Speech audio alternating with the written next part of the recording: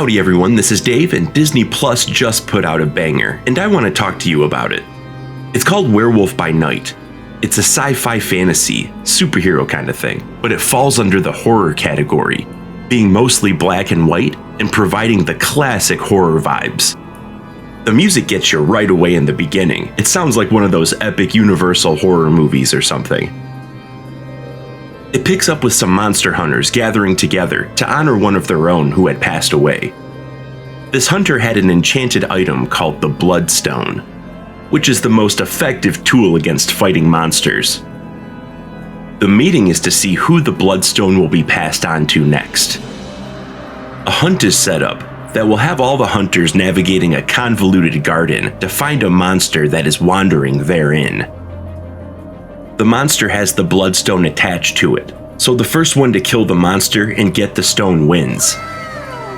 This hunt is every person for themselves, so it's on site when the hunters come across each other within the maze.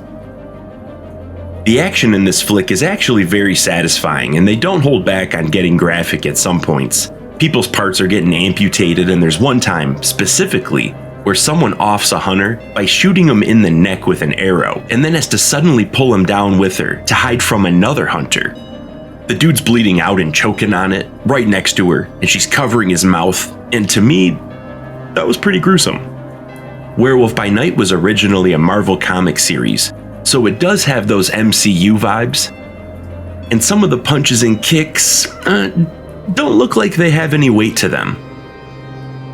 There are parts where the acting is really good, or you can tell that they're just wanting to add some camp factor in there, but then there's other times where the acting is just not very good. The werewolf design is great.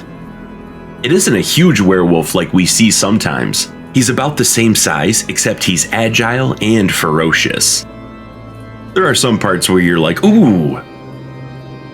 I'm not sure if it's a true oneer, or if there were some sly edits hidden in there. But there's a part where the camera doesn't cut for at least 30 seconds, while you're seeing the werewolf just wrecking fools. That's what I'm talking about. There's no need to ruin a good action scene with a bunch of cuts. One thing I didn't like about it was that the transformation happens off screen, where you're seeing a shadow up against a wall in the background, and relies solely on the reaction of another character. And that's underwhelming. She's seeing this man literally transform into a monster right in front of her, and it's supposed to be shocking. I'm not buying her reaction. She should be looking terrified, and this lackluster response really diminished the payoff here. It's a werewolf movie. We all know we have to watch the beast transform. It's a part of it. And this aspect was just disappointing. I haven't talked about Ted, but Ted is just fantastic. And I also like the guy playing the tuba that's on fire. This was something that I really needed to see from Disney right now. The characters are likable, and the fact that it's only an hour long and doesn't have to go into a whole series or its own multiverse is really refreshing. Even though I'm sure they won't leave it alone and will keep making more.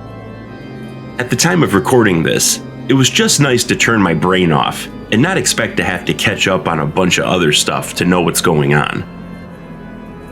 I also hope that they keep up this trend of including blood and gore in some of their upcoming projects, because that was a pleasant surprise. That was legitness. Alright, that's all I've got for right now. If you haven't had a chance to check it out, then I highly recommend it. If you like what you saw here, please feel free to like, comment, share, and subscribe. And until next time, have a good one.